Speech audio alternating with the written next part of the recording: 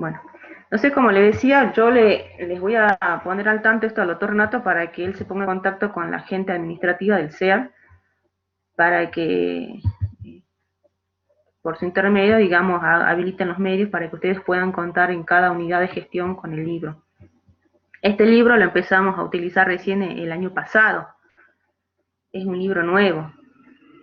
Eh, yo voy a estar con ustedes, tanto guiándolos en esta unidad, que es la unidad de capítulo 2 del libro, como de la siguiente, perdón, la unidad 3, bueno, que es capítulo 2 del libro, capítulo 3 y el 4 también, el que sigue también van a estar conmigo unas semanas más, luego ya va a asumir otra docente, o el adjunto también, y bueno, nos vamos a ir, van a ir conociendo a todos los profesores que integran la cátedra. ¿Alguien de ustedes pudo leer esta unidad de universalización, internacionalización y positivación del derecho natural? ¿Alguien ya leyó algo? ¿O nadie lee? ¿Sí? ¿Alguien más? Ahí pongan en el chat, a ver, quiero ver cuántos han leído. ¿Una sola?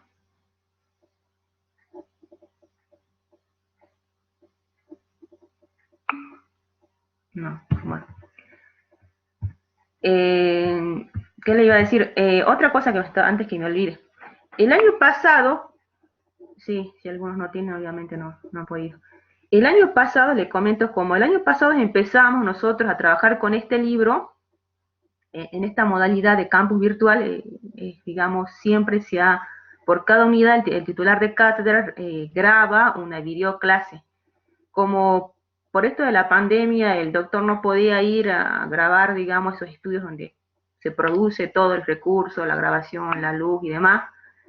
Él, el año pasado, él personalmente en cada de estos encuentros, de 2 horas, de 1 hora y media, él grabó, él desarrolló toda la explicación de cada unidad, que creo que ustedes no la tienen disponible. No sé si algo, por lo menos a mí me sale como que no, ustedes no las pueden ver, ¿no? ¿Ves?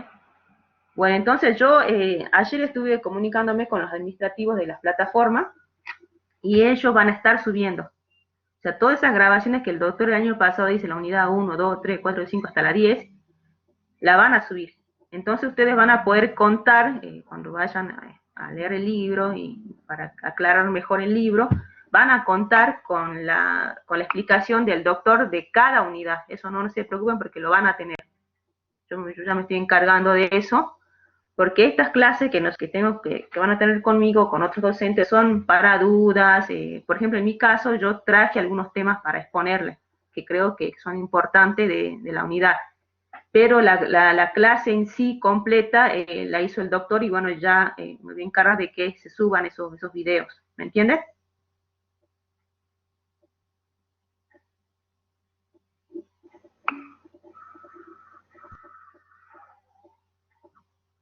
El programa del año pasado es el mismo que de este año, el contenido, digamos, porque empezamos a trabajar con este libro nuevo, que es el de interpretación jurídica.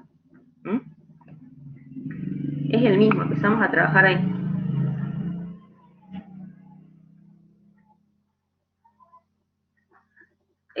A mí me sale que tengo que dar esta unidad.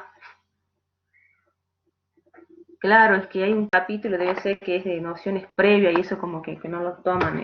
A mí cuando me designaron para trabajar con ustedes son este tema, y yo le hice mención, y el que sigue, que no me acuerdo, a ver, lo tengo aquí. El que sigue va a ser sobre la determinación del derecho en la dialéctica. Es sobre Tomás de Aquino, la visión de Tomás de Aquino. Está en el programa, todos los capítulos del libro están en el programa.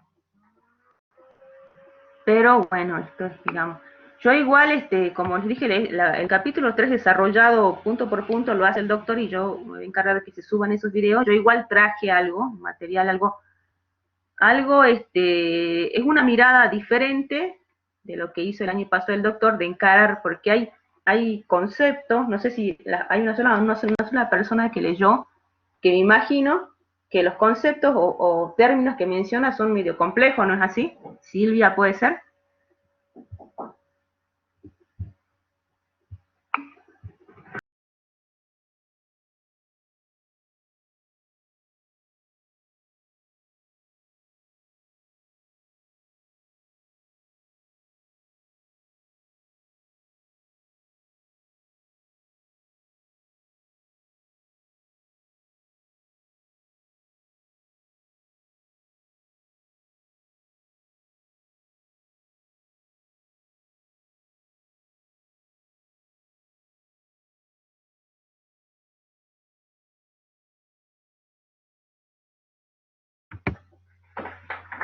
Ahí está.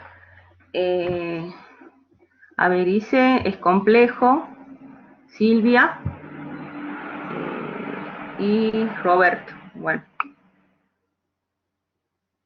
sí, sí, es que hay capítulos y capítulos.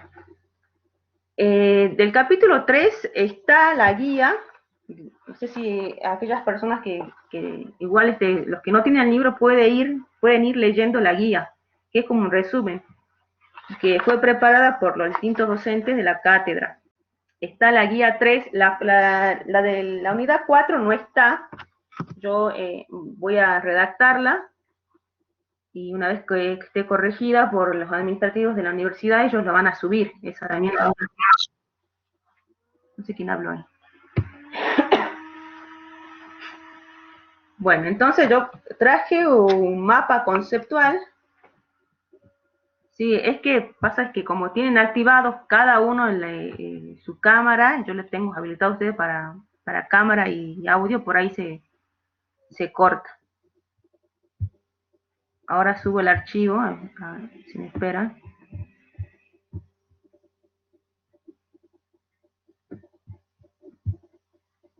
¿Se puede ver?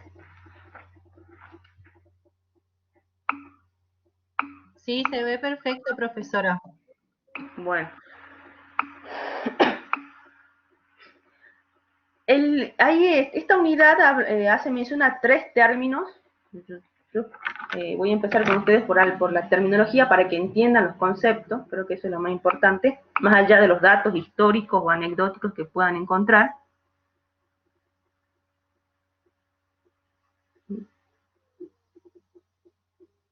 Ya le voy a poner ese, Marisol, lo que me comentás de la bibliografía en conocimiento del titular. Menciona 3 términos. Habla de positivación del derecho natural, habla de internacionalización y de universalización.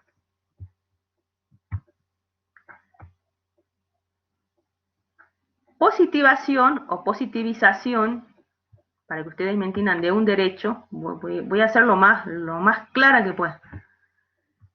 La positivación es,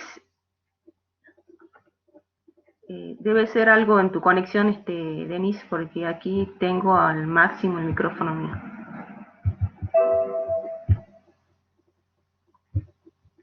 La positivación es la incorporación, digamos, de un derecho al ordenamiento jurídico. Es la entrada en vigencia de un derecho, si es que no me permite agrandarlo. Igual este cuadrito se los voy a dejar en el foro de novedades para que lo descarguen, no se preocupen. Es que no encuentro la opción para poder agrandarlo.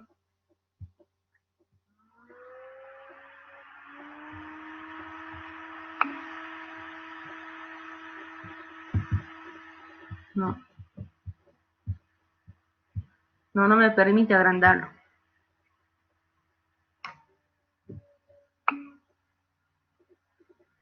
Bueno, algunos lo ven bien y otros no lo ven bien.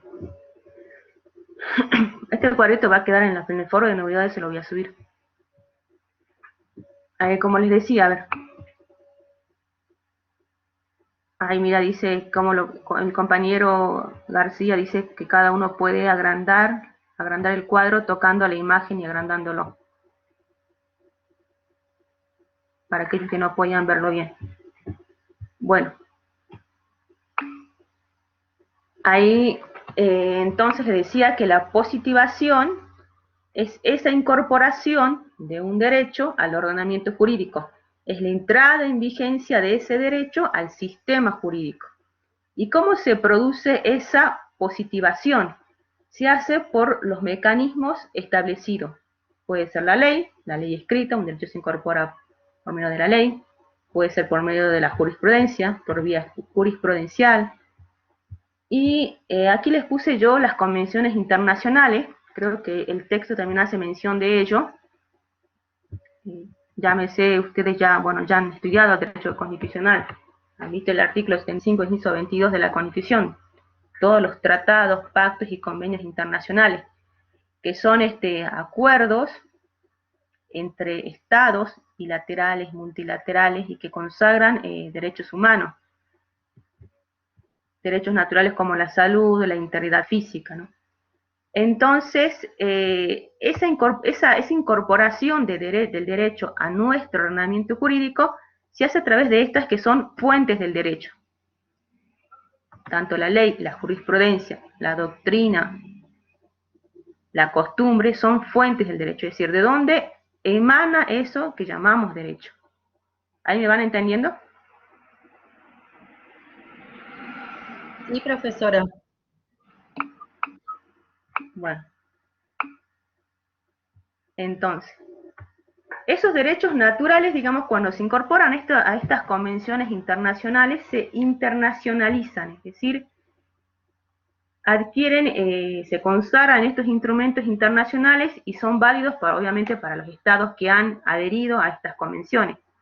Y ahí el autor del libro se pregunta si el hecho de que se hayan internacionalizado, ¿no?, supone que también se universalizan. Él se plantea esto, es decir, se consagra un derecho, supongamos, en la Convención Americana de Derechos Humanos, derecho a la salud, se consagra ahí. ¿Eso implica que ese derecho ya es universal y que va a ser respetado y va a ser cumplido por todos? Porque él también, el autor se hace otra pregunta, es si una vez incorporado ese derecho, una vez positivizado, se resuelven todos los problemas jurídicos que pueden plantearse o pueden haber injusticias. El hecho de que un derecho esté incorporado al ordenamiento jurídico, que esté consagrado y ante determinados casos se pueden presentar violaciones de derechos y demás, ¿puede haber en determinados casos injusticia o no puede haber injusticia? Es decir, el derecho positivo puesto por el hombre. Esto es otro término que no lo puse ahí. Cuando hagan mención a positivo, estoy escribiendo.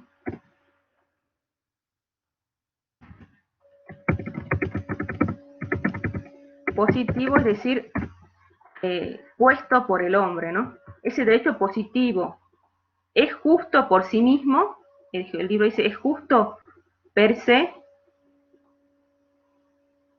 El hecho de que, por ejemplo, el derecho a la salud esté positivado, tanto en nuestra Constitución como en los tratados internacionales, implica, bueno,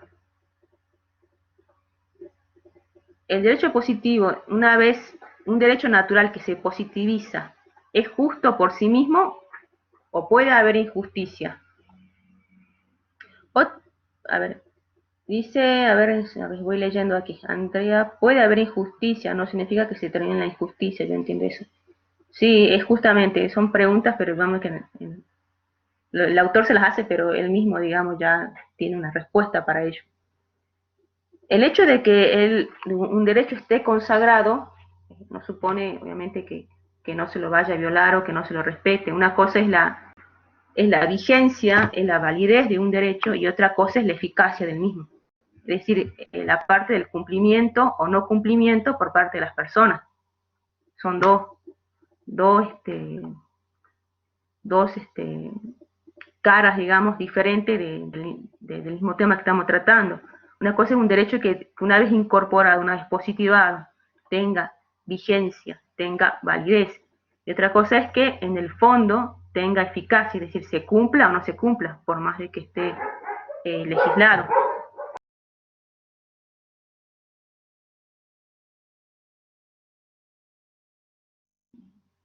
Entonces,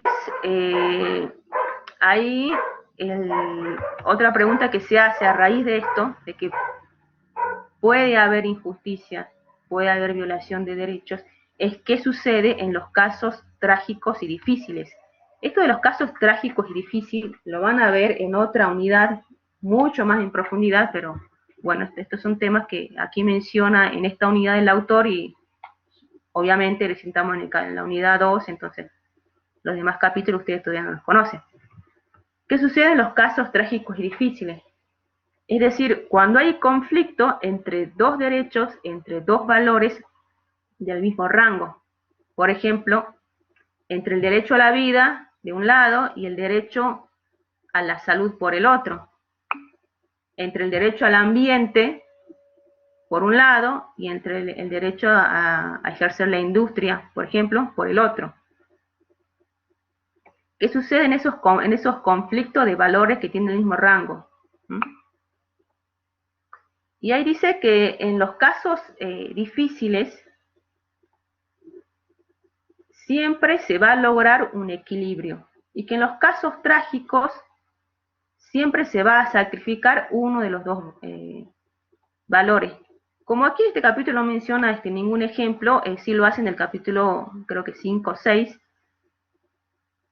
trae ejemplos, menciona dos fallos, yo se los puedo escribir a la plataforma completo, uno del caso Sagridip, en el cual estaba en conflicto el derecho de un lado a la vida y del otro lado estaba el derecho a la salud y a la integridad física. Se trataba de una persona que quería hacer una donación de órganos, un hermano que quería hacer una donación de órganos al otro, y para lo cual la ley de trasplante de órganos le exigía cierta edad y no cumplían, faltaban unos 3 meses para poder realizar eso, y entonces obviamente que estaba, el caso llega a la corte y ahí no sabe, porque ahí se resuelve el voto, la mayoría y la minoría.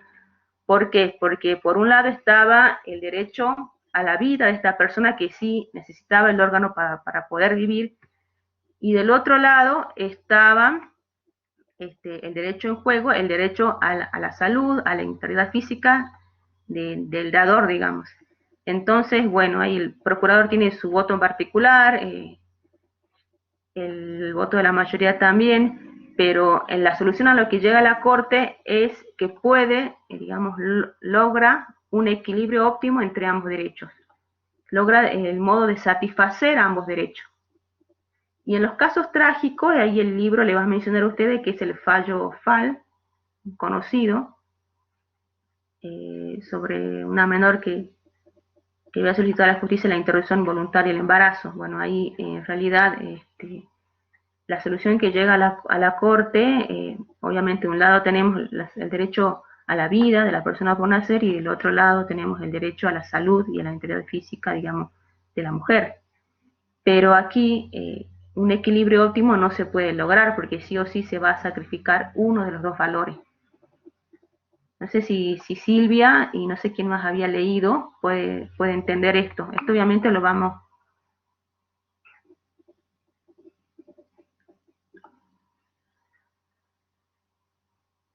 en realidad en los dos, Silvia, que en los casos más difíciles entran en juego los derechos humanos, por lo que se recurre al derecho natural. En estos dos casos, en los casos difíciles y los casos trágicos requieren mucha de los jueces una tarea interpretativa, argumentativa, mucho más que en un caso fácil, por así decirlo, que también lo vamos a ver, donde para el positivismo jurídico, no sé si en la clase pasada creo que con el doctor vieron el positivismo jurídico, directamente se aplica la norma, bueno, ya les voy a ir adelantando, pero ya vamos a ir ahí, y en esos casos, digamos, no hay mayor, no hay una labor ponderativa, argumentativa de los derechos que pueden estar en juego. A ver, me vuelvo porque es que me fui por las ramas. ¿Qué sucede entonces en estos casos trágicos? ¿Mm? Donde están en juego derechos del mismo rango. Y ahí el doctor Renato Ravivaldi dice que aquí adquiere una labor importante la razón práctica. No sé si Silvia pudo entender esto de la razón práctica. Es decir, que es en realidad cuando el naturalismo, ustedes ya vieron el naturalismo y el positivismo, el naturalismo moderno, podemos decir más racionalista, cree que la razón del hombre, a través de la prudencia, puede encontrar soluciones justas. ¿Mm? Aquí recobra mucha importancia lo que es la prudencia del juez para examinar el problema y no solamente hacer una aplicación mecánica de la ley. ¿Se acuerdan que, bueno, en ese caso de que recién les hablé de Zaguirre, la ley exigía 18 años para ser donante? Esta persona tenía 17 años y no me acuerdo, creo que 8 meses. Por lo tanto, no alcanzaba la edad que exigía la ley. Entonces, ¿qué hacemos? Decía, ¿la autorizamos, la corte, o no la autorizamos? Porque le falta. Una aplicación mecánica muy positivista de la ley va a decir no, porque la ley te dice 18, y si vos tenés menos, no podés. No podés. No podés porque la ley, digamos, es la fuente principal, porque si no, si hoy estamos diciendo que es 17 y unos cuantos meses, bueno, mañana va a llegar otro con 17, mañana va a venir otra persona con 16 y se pierde la seguridad jurídica. ¿Me entienden? Entonces, esta razón práctica, que el naturalismo moderno, el naturalismo racionalista, lo van a encontrar así en el libro, propone recurrir a la prudencia, y aquí adquiere mucha importancia la labor jurisprudencial de los jueces a la hora de hallar una solución concreta para el caso, ¿no? Esta razón que va a adecuar la ley al caso concreto y que va a tener en cuenta otros factores, otras circunstancias, no solo la letra de la ley. Sí, sí, Silvia. No solo la letra de la ley. No solo que la ley dice esta edad, ¿no? Sino quizás teniendo en cuenta, ustedes ya son chicos de 5º año, las pruebas. Por ejemplo, que de los exámenes estas personas sean compatibles entre sí. Que no haya, que la persona que vaya a dar tampoco sufra una vulneración, que de los análisis surja que puede ser donante, que la persona que va a recibir el órgano, que va a recibir, a pesar de tener 17 años, sea consciente de lo que está haciendo. Sea capaz, sea consciente. Quizás teniendo en cuenta estos otros argumentos del voto mayoritario, ponderó de manera diferente y dio una solución diferente que una solución simplemente mecánica de la aplicación de la ley. Entonces aquí, por medio de esta labor jurisprudencial, el papel que van a tener los jueces para hallar lo justo en el caso concreto. En este caso concreto. En este caso de Zaguirre, en este caso de la dación. Porque las leyes son generales, son abstractas, están realizadas para captar la mayor cantidad de casos, pero no todos los casos quizás se pueden encuadrar en esa ley, no sé si me entiende.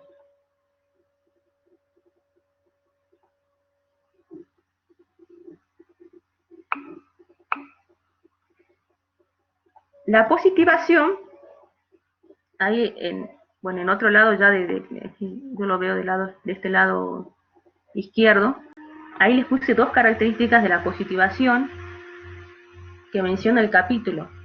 La menciona la positivación como una labor inconclusa por insuficiencia de los textos legislativos. No insuficiente en el sentido de que falte legislación. Sí, Silvia, porque la ley tiene lagunas.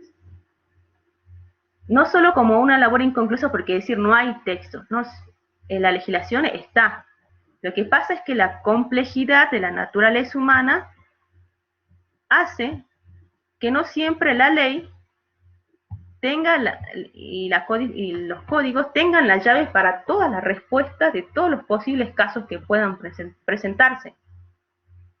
Por ejemplo, ustedes vieron en el derecho constitucional que en el año 94 se plasmó ahí los derechos ambientales, ¿se acuerdan? Se consagró ahí los derechos de los consumidores. Bueno, el derecho al ambiente y el derecho a los consumidores, más que nada al ambiente, no son derechos, digamos, que directamente cuando se positivaron en la Constitución del 94 empiezan a existir de ahí, digamos, empezaron a existir de ahí. Son derechos que han existido, siempre han existido esos derechos, salvo que por el actuar del hombre, por el daño que hace el hombre al ambiente, y con la contaminación y los demás fenómenos naturales, hacen que los legisladores, que la ley tenga que captar esas situaciones y positivarlas para proteger estos derechos. ¿Mm? Justamente porque por la complejidad de la naturaleza humana. No sé, ahora me imagino, a ver, claro, no estaban, existían. Eso tienen una validez universal los derechos naturales, desde siempre. Pero a raíz del comportamiento del hombre, bueno, originaron que tengan que las legislaciones que captarlos, que protegerlos, que consagrarlos. Y aún la legislación avanza aún más, porque ahora se están pensando de los delitos ambientales ya. No sé si se enteraron en los medios. Va a haber la consagración, el Código Penal de los delitos ambientales y proyectos de reforma. Mire cómo avanza la legislación y la positivación de un derecho natural, que lo primero se lo positivó en la Constitución, los tratados internacionales, y ahora ya en el campo del derecho penal también. ¿Mm? Por eso es incluso por la misma complejidad de la naturaleza humana del hombre. No sé si me ocurre por de pronto ahora que está con esto de la robótica y demás, quizás son cosas que en el futuro, me imagino, también tal vez tengan una consagración, no sé si me entiende.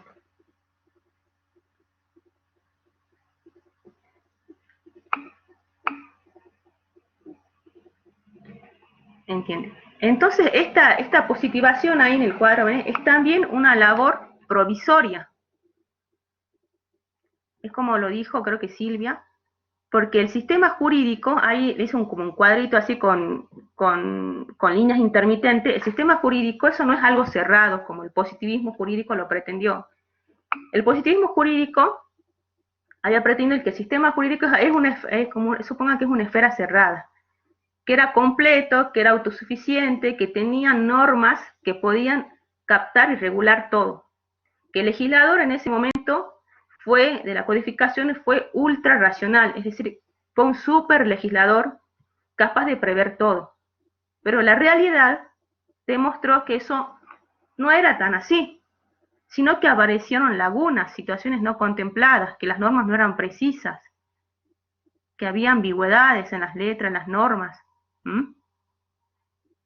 Entonces el sistema jurídico no es algo hermético, sino que es abierto. Así como en el gráfico que ustedes tienen adelante en su pantalla, es abierto. Y por lo tanto, la ley, como lo sostenía el positivismo, no es la única fuente del derecho. Dijimos que fuente era aquello de donde emanaba el derecho, no es la única fuente. Sino que aquí también aparecen, en el libro lo mencionan, los principios, los valores. Por eso hablamos de fuentes plurales. Imagínense ustedes también en Constitucional vieron el amparo, supongo que vieron el origen del amparo.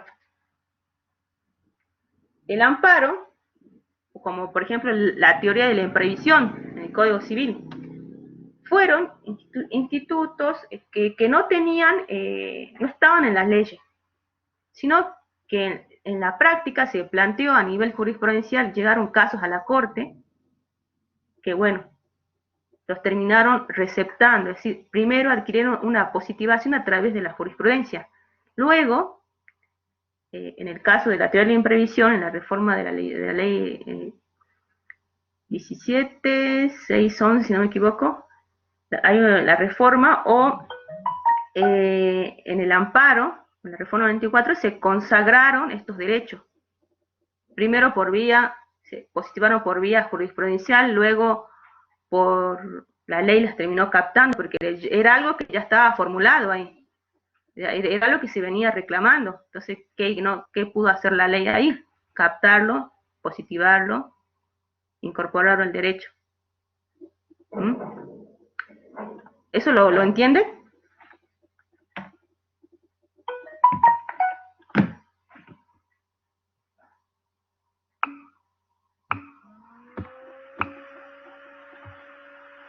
Y entonces, eso, lo que yo, ¿se acuerdan cuando les hablé recién de una aplicación lógica deductiva de la ley? Bueno, el texto también hace mención a esto.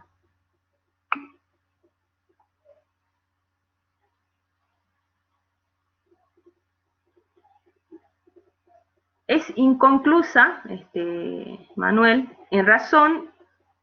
la positivación es inconclusa en razón del mismo sistema jurídico que tenemos, que es un sistema abierto, no es un sistema cerrado.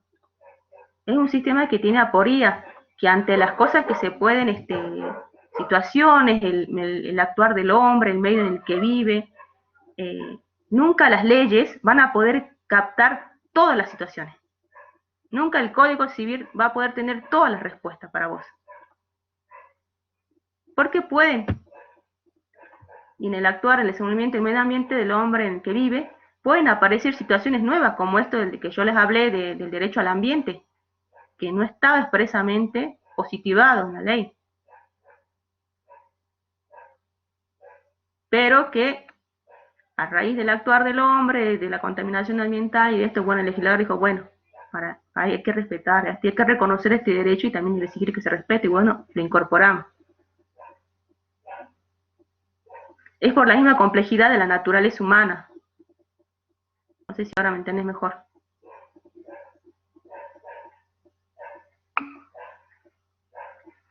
Bueno, con el ámbito de la aplicación lógico-deductiva que hace mención el libro también, estamos hablando ya en un plano metodológico, en un plano interpretativo, podríamos decir en un plano argumentativo, como dice el libro. ¿Por qué?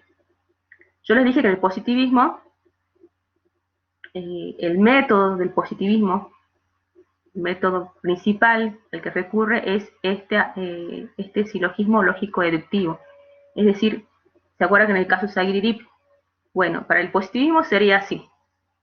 La premisa mayor, la ley, el artículo de la ley de trasplante de órganos dice, a partir de los 18 años puede ser dador de órganos. Premisa menor, el caso concreto nuestro. Una menor, bueno, quiere hacer la dación a su hermano, pero no tiene esa edad, tiene 16 y 8 meses. Solución, ¿qué era el positivismo? No, no puede. Deja de lado el problema, deja de lado otras circunstancias, digamos, metodológicamente. En cambio, la razón práctica, lo que yo les hablé recién, la perspectiva de un naturalista de la razón práctica, va a sostener que en realidad en esos casos, la prudencia del juez, el hecho de que el juez vea el problema, que no se quede solo con la ley, va a poder hallar una solución justa para ese caso. Tampoco aquí, dice en el cuadro, tampoco el discrecionalismo judicial, es decir, sí, digo sí y no digo por qué. Sino argumentando, fundamentando, ustedes ya son ya de quinto año, en el derecho, en los hechos, en la prueba, en el problema, ¿me entiendes?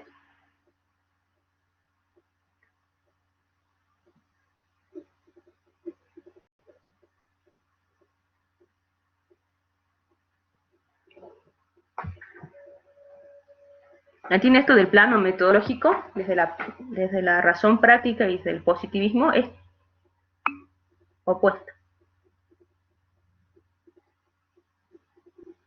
Estos son conceptos que no, Silvia y no sé quién es el otro compañero que leyó, no están así, ¿no, Silvia? Como yo lo estoy explicando, no están. Sí, bueno, ya amplío. Pero no está de esta forma, son, quizás lo presupone el autor, por eso me viene la necesidad de hacer este esquema para que puedan quizás entender un poco más. Igual está siendo grabado, cuando ustedes lo lean pueden volver a escuchar esto y quizás la lectura sea más amena. Lo de la lógica deductiva es el método del positivismo jurídico. Método, porque yo hablo de plano metodológico. Entonces, el método es el conjunto de pasos para llegar a una solución. Bueno, aquí en el ámbito de la filosofía del derecho, quizás teoría del derecho, hablemos ya de el método para llegar a una solución, que el ius positivismo consagró como su método la aplicación lógica deductiva. Lo van a encontrar también como silogismo lógico-deductivo. Tenemos una premisa mayor, que es la norma, una premisa menor, que es el caso concreto, y una solución. Que en el ejemplo que yo le di, bueno, la ley dice tal cosa, 18 años. En el caso concreto, tiene para ser dador 17 años y 8 meses. Por lo tanto, no corresponde a ese lugar. No mira las consecuencias quizás de la decisión, no mira quizás la prueba, mucho no la mira. ¿Por qué? Se aferra mucho quizás a la seguridad jurídica. Pero quizás desde la perspectiva, digamos, de la razón práctica, donde aquí yo les hablé de la prudencia del juez, de la razón del juez, a la hora de encontrar una solución justa, lo justo, ellos hablan de lo justo en el caso concreto. Porque yo les dije, la ley es general, la ley prevé, prevé la mayor cantidad, o piensa que puede captar la mayor cantidad de casos, pero en la realidad aparecen estos casos que por solo 3 meses no podía donarle, en este caso que yo le hablé a Saidip, donarle el órgano que necesitaba a su hermano por 3 meses. Aparte de que que no es que era una niña que muy pequeña, no, era una adolescente consciente de lo que hacía.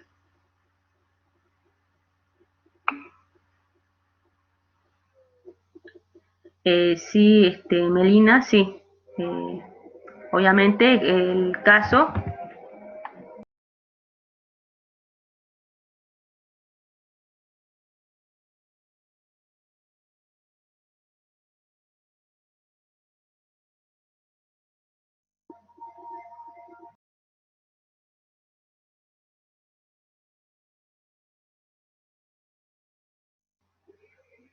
a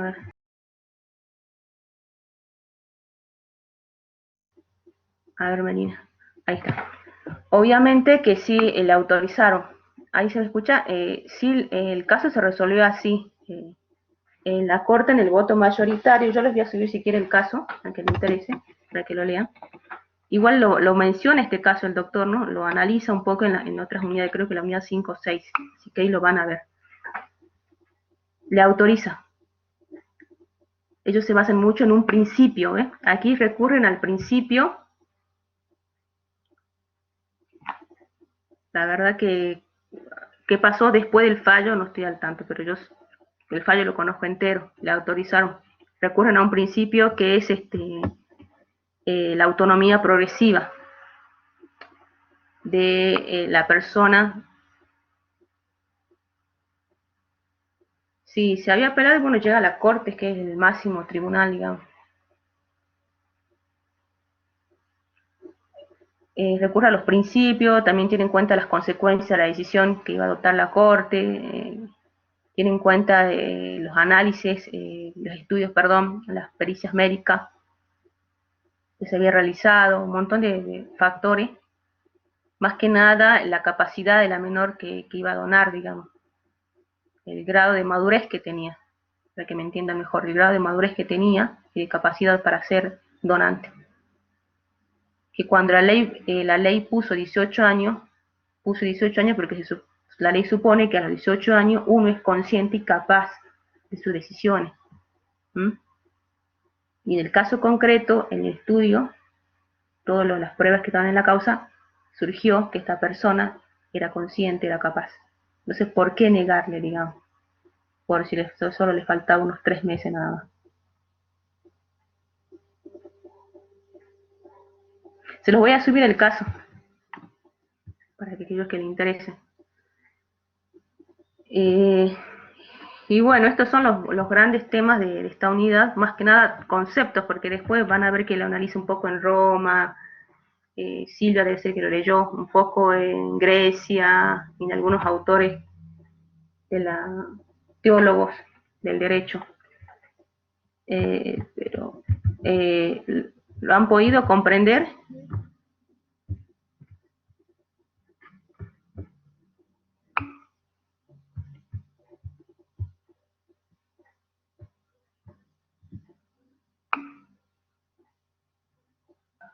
Sí, profesora, yo perfectamente, pero tendría que ampliar con la bibliografía.